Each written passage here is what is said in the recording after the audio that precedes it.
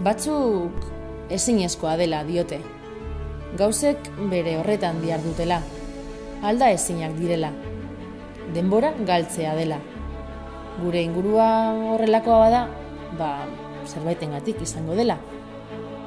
Batzuk diote, ezin dela ezer aldatu. Badago hala ere, dena berdin jarraitzeari aurre egiten dion jendea.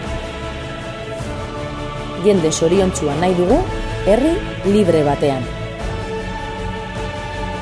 Hormak eta harresiak ez ditugu maite. Elkarrekin bizi nahi dugu soilik. Ez dugu beste inor mendean hartu nahi. Etorkizuna hautatu, ez besterik. Eta horretarako, zu behar zaitugu. Eta zu, baita zu ere. 300 lagun behar ditugu Gasteizko kontsulta antolatzeko. Erabaki.